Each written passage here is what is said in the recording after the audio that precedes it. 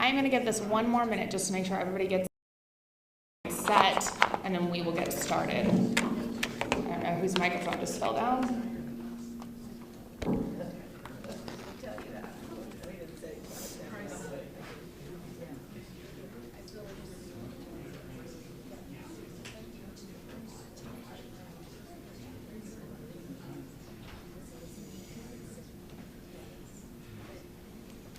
Okay, everybody ready?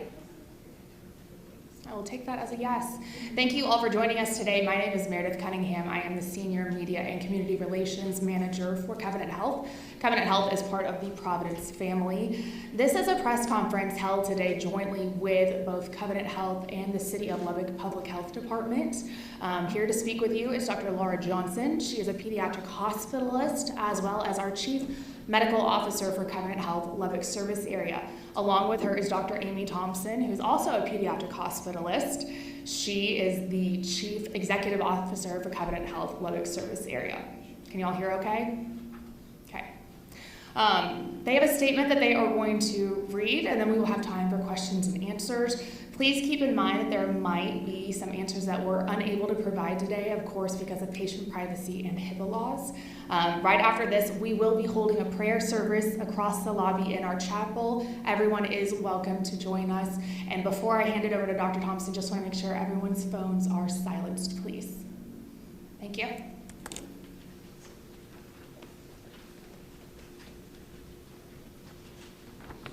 All right, good afternoon. Thank you guys so much for being here with us today and helping us share in this information with our communities. I'm going to read part of this and then I'll talk. So many of you saw that the City of Lubbock's press release this morning, but we're here to confirm that a patient has passed away from complications caused by the measles virus. The child was school-aged and did not reside in Lubbock County. We do want to say our thoughts and prayers are with this family, as this is new news today. So this is still really fresh for them. Why did we do this today? Why did we choose to have a press conference to talk about this? And the way that I say this is it's because this is a big deal, and we have known that we've had measles in our community. We are now seeing a very serious consequence of what happens when we have measles in our community. And so we just feel like it's our obligation. I will tell you, actually, I'm the chief executive of the 4 Covenant hospitals here in Lubbock, but what I really am is a pediatrician. So I was a pediatrician for many years before I was a hospital administrator. And so this hits very close to home for us just because of our love for children. So as of today, more than 20 patients have been admitted to the Covenant Children's Hospital. We have several of those who have required intensive care as a result of having the measles. And as you can see from today's news, this virus can have severe and deadly consequences. We want to urge our communities to be vigilant, and you'll hear kind of the second part of what we want to do today is just continue to provide an opportunity for some education and questions about the measles. We want you to educate yourself with information from reliable sources like the city and state health authorities, so thank you guys for being here with us today, and of course information that we provide here. We also want to continue to emphasize that vaccination is the best way to prevent the spread of this virus and to prevent the severe complications. Dr. Johnson, who is our Chief Medical Officer, will share some of the truths about measles and some of the questions and specific things that we are doing. And so we did want to put on the screen, because we know that vaccination is the best way to prevent these complications, we just wanted to put dates and times that the City Health Department is holding their vaccine clinics. Thank you guys for just being with us today. We hope we will answer many questions, but like I said, the 2 biggest reasons that we are here is we just want to be able to talk about what's happening in our community and then be able to provide good educational resources and information. I do want to say just one quick word about my caregivers. So at Covenant Health, we call all employees that work in our hospital caregivers, from everybody who takes care of a patient to anybody that works in the billing office. We believe that we're all here to take care of patients.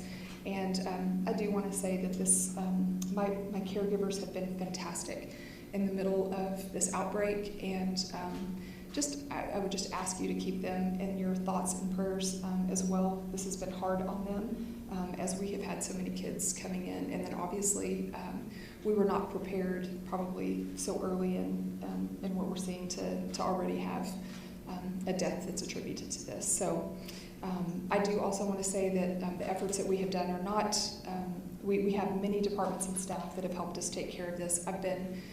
I remain to be impressed by our staff and just the quick way that we have set up. You'll hear Dr. Johnson talk about, we have set up a shed, for the lack of a better term, where we are pre-screening patients before they come into our emergency room. And just the quick way that we have been able to set up so many things in our hospital to ensure that you're safe. Dr. Johnson will go in to all of these things, but the other thing that we want to emphasize today is we want to emphasize the safety that you can expect if you come to the hospital, and just the different precautions and things that we are doing. So it is my pleasure to introduce Dr. Laura Johnson, who is our Chief Medical Officer, and she's going to have some more specific information on measles, and then at the end of what she talks about, we'll be happy to take some questions. Thank you. Thank you. I am also a pediatrician and a pediatric hospitalist, and have had the opportunity to participate in the care of some of the measles patients that we've seen in the hospital. So I just want to reemphasize some of the things that Dr. Thompson has already said. We've seen about 20 patients who've required hospitalization with confirmed measles, as well as a handful of patients who presented to our emergency department but did not require ongoing hospitalization. For these patients, they've ranged in ages from infants, school-age children predominantly, and some older children as well. What we see with these patients is really what we see classically with measles. So in general, the clinical presentation of measles is one that has high fever associated with it, and then a constellation of respiratory symptoms: red, watery eyes, significant nasal congestion, and cough are the hallmark symptoms, and then proceeding with a rash. And that rash is pretty characteristic. It starts generally on the face and then spreads down the body. So one of the questions that I get asked a lot is, why have patients needed to be in the hospital in this situation? And the answer is really because of those respiratory symptoms. Measles is a respiratory virus that causes a viral pneumonia that may necessitate some extra support for those patients while they're trying to recover. And so we've had patients who've required treatment with supplemental oxygen and sometimes higher levels of oxygen in order to help them with their breathing while they're recovering. Measles is an incredibly contagious virus. So one of the reasons why we see an outbreak situation is because measles is very contagious and spreads really easily among those who are susceptible or who aren't immune. So we know if you're in a room with someone with active contagious measles, you have about a 90% chance of contracting that illness if you are not immune. So a very contagious virus. It's an airborne spread, so spreads via particles in the air. Certainly, just to talk a little bit about what we've been doing at Covenant Children's in terms of taking care of the community during this time, Dr. Thompson alluded to some efforts in our emergency department to make sure that when patients are coming in, we're able to screen and kind of touch base as to whether we're concerned that they might have measles, so that any patient presenting with suspected measles, we can just treat a little bit differently, taking directly back to a room to avoid having them in the waiting room or potentially exposing other patients and families. Certainly there are any number of recommendations in terms of making sure that we're appropriately taking care of patients in the hospital, what we call isolation precautions. We have special negative pressure rooms that these patients are placed in, and then healthcare providers and others taking care of the patients use appropriate PPE or personal protective equipment, including N95 masks and things like this, to reduce the virus. I think just one other thing that I want to touch base on that is so important is, the best way to contain a measles outbreak is through vaccination.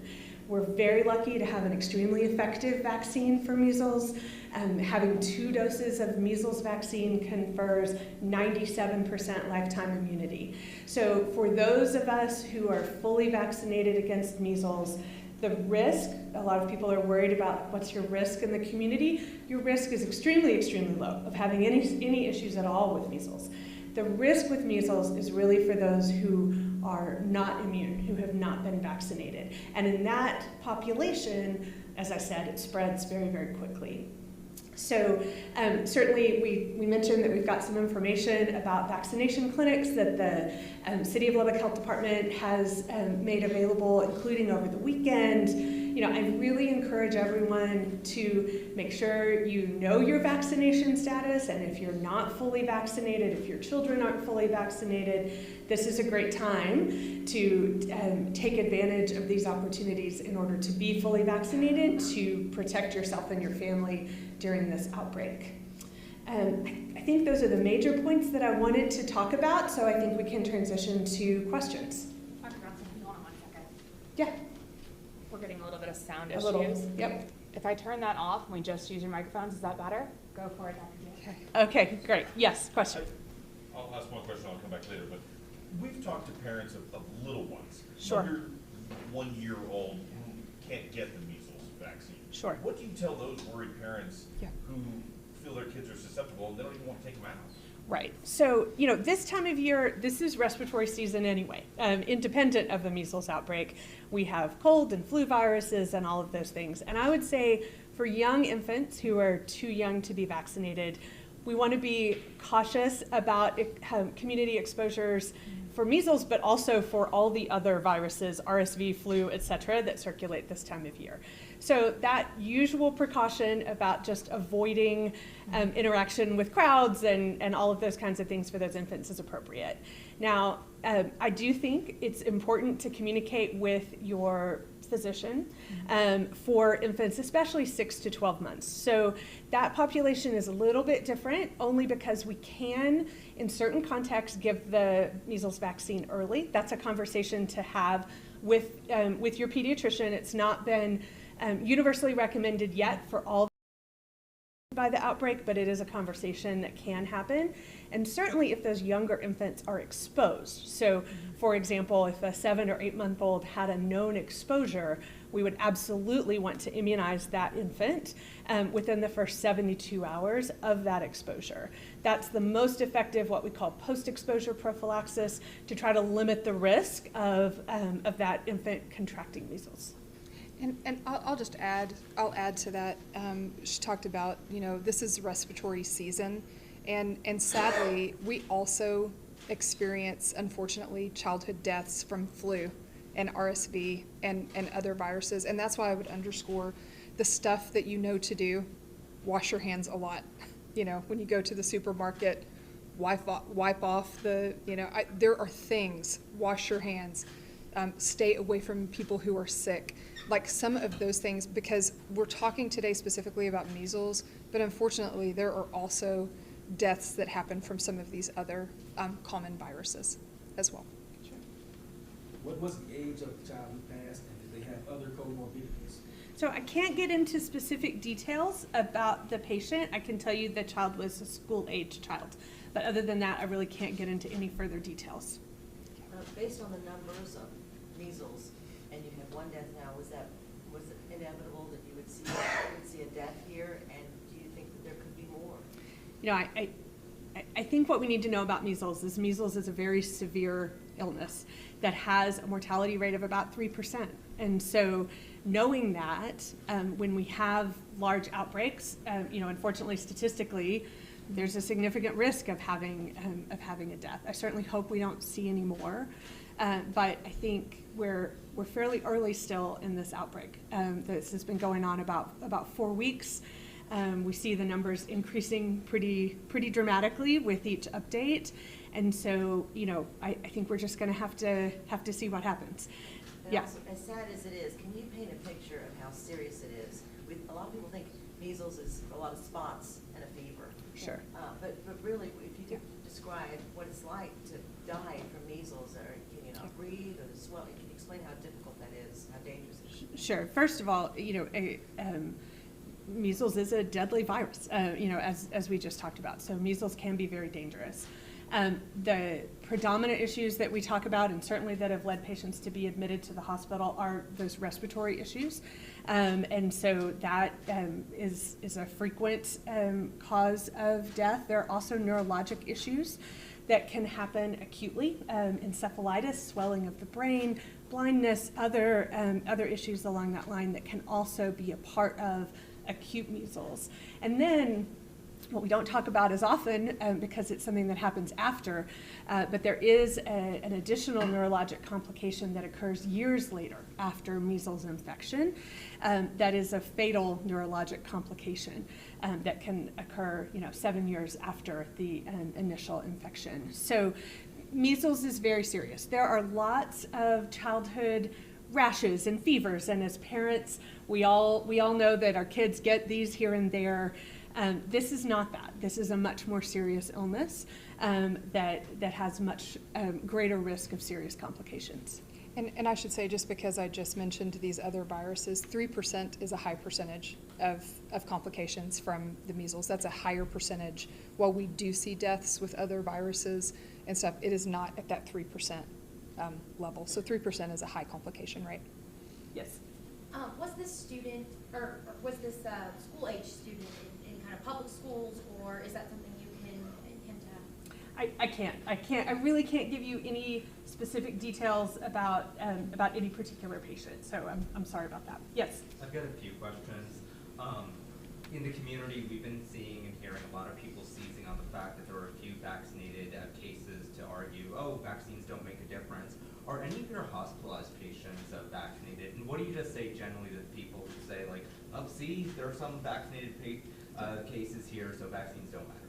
Yeah, the patients who have been hospitalized, they've all been unvaccinated. And I think it can be hard in the midst of an outbreak when we're hearing a lot of information, and when sometimes people may report that they've been vaccinated, and how certain are we of that? What I would say is the best data really speaks to the overall vaccine efficacy, which is 93% for one dose and 97% for two. And I think that, that's an important thing to hold in our hands about how well the vaccine works, knowing those numbers. And then what would you say to people who say that the outbreak in Texas isn't unusual, that measles outbreaks happen every year in America? Sure. So I graduated from medical school in 2002. And when I graduated from medical school, I was confident I would never see a measles outbreak unless I chose to work internationally, because at that time we were confident that we'd eradicated measles from the United States and had really gotten to a point where we just didn't see these kinds of outbreaks happening. Obviously, that has changed over the last 20-something years, and so we do see outbreaks more frequently, but that is related to how much we're vaccinating our population. When we think about vaccine-preventable illnesses, they're only preventable if we have adequate vaccination rates. And as we see those rates start to decline across the nation, then we'll see more outbreaks. Because if you have high vaccination rates, then even when you do have a case here or a case there, or a little outbreak here or a little outbreak there, it can't spread. Because you have this cocoon of non-susceptible individuals who are vaccinated, and therefore the virus doesn't go anywhere. When you have individuals who aren't immune, then that gives the virus the opportunity to spread really rapidly.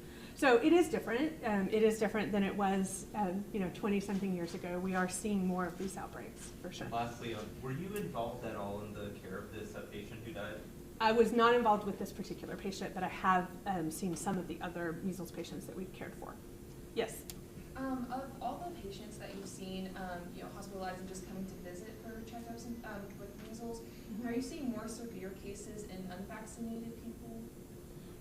Yes. So, in general, almost all the cases are in unvaccinated people. I think it's important to kind of hold that, not only the hospitalized cases, but even the cases just in general that have been reported. So measles cases in vaccinated people are extremely rare. And I can't speak to the report, individuals who may have been vaccinated who may have tested positive. So I can't get into that, but I think it's just important to recognize that measles in someone who's vaccinated is an extremely unusual occurrence. Yeah. Just to follow up here, HHS Secretary R.F.K. Jr. was at the White House speaking today and mentioned the outbreak here in West Texas, but he also said that the majority of the hospitalizations were for quarantine. You're making it sound they're not quarantining here, right? So we don't hospitalize patients for quarantine purposes. So quarantine, certainly if you've had an exposure, there are indications to quarantine in the context of measles, but that quarantine is not something that would happen in a healthcare facility. We admit patients who need acute supportive treatment in our hospital. So if they're here, they're getting, tell us again, what kind of treatment? So that generally, it's what we call supportive care, which is primarily because of the respiratory issues going to be respiratory support. So supplemental oxygen, maybe high flow oxygen, escalating that support as needed. Most of the time patients are certainly have high fevers. We're going to give medicines for the fever. They may need IV fluids and support in that fashion because they're not feeling well and ill. And then obviously depending on the complications, there may be other things that are needed. Yeah. Yes? Just to confirm the number of patients you've seen, is it about 20 or more than 20? That's a good question. So I think about 20 is the number I'm going to lean in on in terms of the patients who've been hospitalized. Yeah, absolutely. Yes? Does the effectiveness of the vaccine change depending on the age when it's first administered? So yes, in the sense of if we give the vaccine early, 6 to 12 months, that may not confer as much lifelong immunity. So in general, if you give the vaccine early, there may be a recommendation to get an additional dose later, so a total of 3 rather than a total of 2. But if there's been an exposure or a consideration in the situation of an outbreak, that may be a reasonable decision to make. And when would you recommend that third dose? So there is kind of a recommended schedule. So the usual schedule is 12 months and then 4 years. And so that third dose happens, it has somewhere in there. But that's something that can kind of be worked out with the pediatrician. Do we have any identified adult cases of measles currently? We do not have any hospitalized adults, but we have seen some adult patients with measles, yes. And also, if in doubt, if there's anybody that has not had, or they don't remember or have records of child vaccine, where should they go? Where should they find that information? So if you're uncertain, I would go to the health department and receive a vaccine. I think that's the best answer. Certainly, depending on the age of the person, the ability to have records of that previous vaccine may vary. We've had an immunization tracking program in Texas for many years. So younger people, we may be able to identify that if they've been in that tracking. But certainly someone who's, my age might not know. And so I think that's always it's always a good conversation to have with your healthcare provider. But in this context, if you're not sure of your immunity status, I would get a vaccine because that's going to be the best protection. And I'm gonna add to this 2 things. Number 1, this will tell you how I'm older than her. And so when I was a tech student, we actually had some cases of rubella. And that is, if you think of MMR vaccine, that's measles, mumps, and rubella. And so when I was a college student, I actually had to get another MMR because they had enough rubella cases that we were all required. And so the reason I want to say that is there's not harm in, if you don't know, that the default is you can have another vaccination. So because we did that with that rubella outbreak. The other year, and I'm looking to you and you to make sure that this is right, but there is a year if you were vaccinated before, and I think it's 1957. Is that 57? Okay. If you were vaccinated before 1957, you should absolutely talk to your physician to make sure that you... 67, 67, not 57? Yeah, if you were Okay. born before Thank you. 1957, then you probably had measles, because that was when Yeah. we didn't have vaccination. And Okay. so there is that, almost everyone born before 1957 has immunity because they had measles when they were young. There was a period of time with vaccination that was perhaps just different than our current vaccine. So there are those considerations. Yeah, thank you. I wanted to make sure I had that right. You talked about safeguard your Yep. handling at the hospital. So what would it look like if I went into PDIC right now? Does it look like it did during COVID when you had the protective gear and you're spraying? What does it look like? Yeah, it's a good question. And we've talked a lot today, and I'll be honest, I joke, you're going to be the first one that said COVID, not me. And the reason I say it is because we want to be really careful today. The last time I did one of these press conferences was unfortunately when we lost a kid with complications of COVID. But I do want to first say this is not COVID. And that's a super important thing to point out. This is a whole different thing than what we were seeing in the COVID epidemic.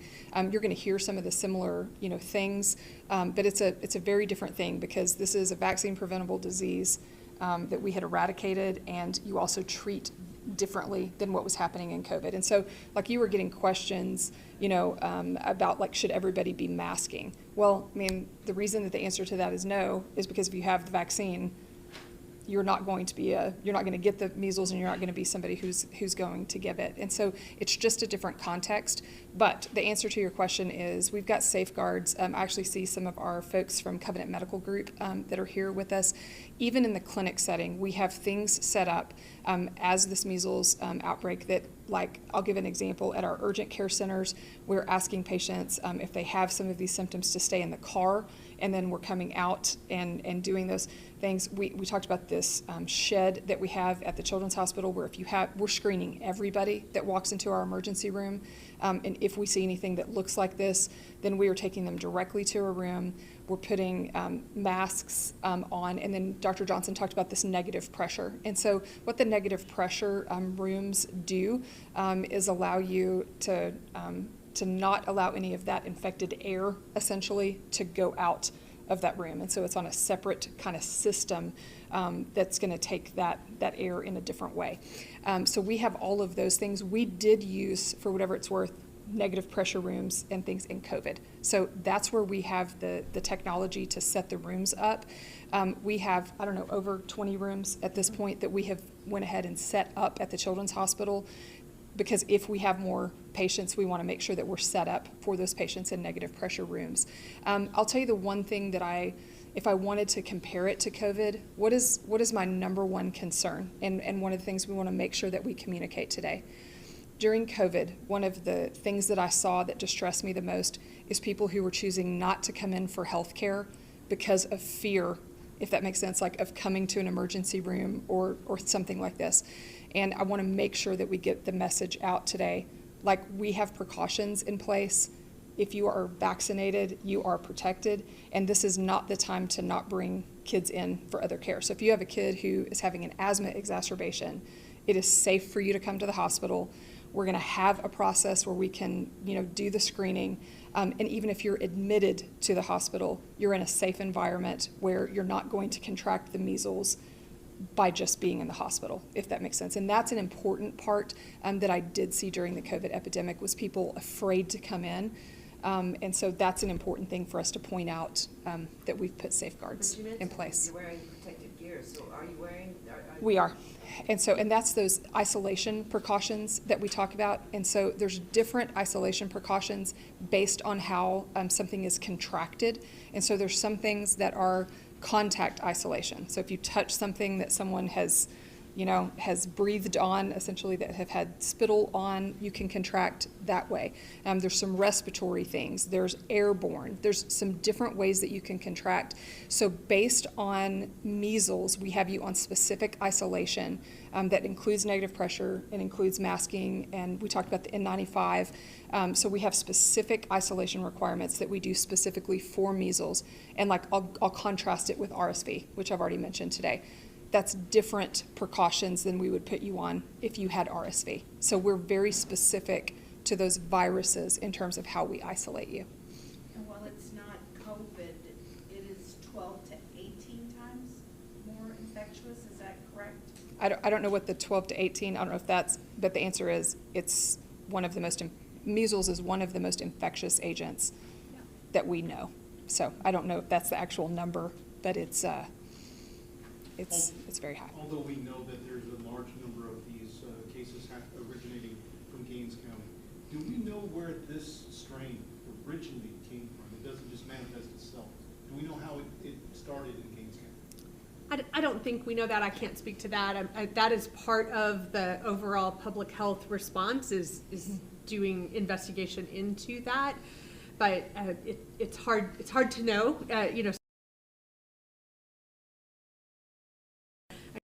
Reported in Houston and earlier in 25, and there have been cases reported in a number of states, outside of an outbreak situation so far this year. So I can't speak to exactly how the measles virus found itself in Gaines County, but we'll continue to look at it, or the public health team will. Yeah. Yes. I'm going to request for more involvement from the federal government that you know of. So, I would really lean in on our partnership with the local, state, and federal health authorities. So we've had good communication with our local health department. We've had good communication with the state health department and have had visits here. And then there's also been involvement with the CDC as well. So those processes have been working, just as they're supposed to. Talk about the calls that y'all, like, not only is communication, but like there's calls that you guys are getting on. Sure, yeah. So both kind of through all those levels, we've had communication that, has not just been a phone call here or there, but organized calls to make sure that, calls for providers, calls for the hospitals, calls, communication across all the different stakeholders to make sure that we're all communicating. And as we're identifying additional needs or resource needs, we're able to raise those to both the local and the state authorities to assist with that. Do you think there should be more federal involvement at this point? I think from our perspective here locally, things are going about as well as they could be in this context, and I think we've been very appreciative of the collaboration with the health departments, both locally and at the state level. Yes. I'm hearing from health officials in other cities that they were told to put a hold on sending vaccinated cases to the state health offices, and it's created somewhat of a delay for them. Is that something y'all are experiencing here? I'm not sure. Maybe could you clarify what you mean about vaccinated cases? I'm not sure. The cases that come up in people who are already vaccinated, other officials have said that the state health offices are putting a hold on sending those results over to them, but y'all are sending over the unvaccinated results. Is that happening? I don't believe so. No, I mean, we're testing as indicated by the clinical findings and collaborating with the local and state health departments to run those tests and get the results. So I'm not aware of any concerns with that. As I understand it, no vaccine is 100% effective. So what does that mean? If somebody has one of the 2-dose series, are they protected enough to avoid death? So they're 93% effective, 93% protected in the sense that they are unlikely to contract the virus. Whereas if you're unvaccinated, if you're around someone who has the illness, you have a 90% chance of becoming ill from the virus. When we say the vaccine is 93% effective, that means, I suppose, if we took 100 vaccinated people and put them in a room with someone with measles, you could kind of do the math from there. But almost all of those vaccinated people, 93%, would not contract the illness at all. So, the degree to which, for those who do become ill, certainly the symptoms are far less. I can't speak to more details beyond that. But measles vaccine is one of our most effective vaccines. So some vaccines, and I think maybe COVID and flu we could think about in this category, don't necessarily protect you completely from getting ill at all, but they lessen the symptoms, make complications and hospitalizations more rare, those kinds of things. Measles vaccine is one of those great examples of a vaccine that really keeps you from getting sick almost all the time, completely. And so it's often, an example of one of our most effective vaccines from that standpoint. And I would also, the only other thing I would add on that is keep in mind that there are many things that happen over your lifespan. And so, like, I'm going to speak because we've got a cancer center here in our hospital. And so certainly when you have cancer patients or things like this that are going on chemotherapeutic drugs, I mean, what that does is knock down your body's own ability to fight off like disease and immunity and those things. And so when we talk sometimes about who gets sick from these things, you have to keep in mind that what you also have in that category is people like cancer patients who are on treatment protocols that actually lessen their ability to fight off any number of diseases, but would also be like in that category of someone. So that's an important consideration, is to remember you're not talking, when you're talking the 93% of people, and then the 97 whenever you're fully vaccinated, you also have in that number people who either have an immunodeficiency, so they have some genetic reason why they don't do so well with fighting off disease, or people who are on treatments like chemotherapy who knock down their ability to fight off disease. And so my point is, it's all comers that are part of that equation. It doesn't assume that everybody has a fully functioning immune system. And Mark, I'm looking at my phone. HHS Secretary said there was 2 deaths today at the White House.